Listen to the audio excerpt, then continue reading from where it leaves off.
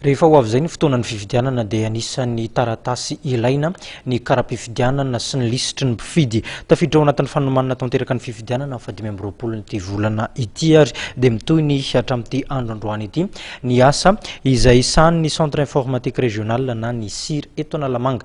Vola Ravavo no mitondra ny andindinin'izay amin'ny sarany Stéphane Razavamanimby. 5 isanjato ny asan'ny fanontana ny listim-pifidianana no efa vita eto anivon'ny centre informatique régional na ny SIR eto Ambohità araka nambaran'ny lehibe ny fitoerana. Analamanga izay ahitana mpifidy hatrany amin'ny 1,7 sy 4,5 sy 1 tapitrisa ary 1,7 sy 1,3 sy 1 tapitrisa no efa anatin'ny lisitra voatota. Heverina hoy ny tompon'andraikitra fa ao anatin'ity faran'ny herinandro ity no amaranana amin'ny fanontana ny 5 isanjato ny asa tavela amin'ny fanontana ny lisitry ny mpifidy.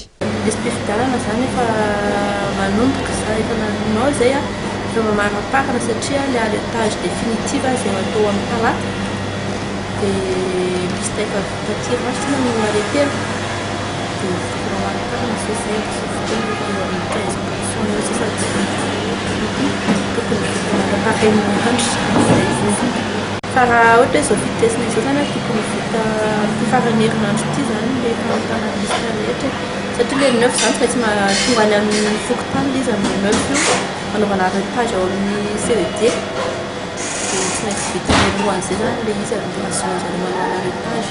Distrika 10 amin'ireto distrika 13 anaty faritra Analamanga no efa vita tanteraka amin'ny fanontana ary manomboka alefa amin'ny CED tsirairay ny listim-pifidianana. Momba ny fanontana ny karatry ny mpifidy dia efa vita 100 isanjato izany araka nambarany teo anivon'ny CIR Analamanga. Eto amin'ny SIR faritra Analamanga zany ny fanontana karatry ny mpifidy efa vita hatramin'ny herinandro fa mamaraparana ny lista zany any périphérique efa zany efa tanolo ary rafika zany le district périphérique.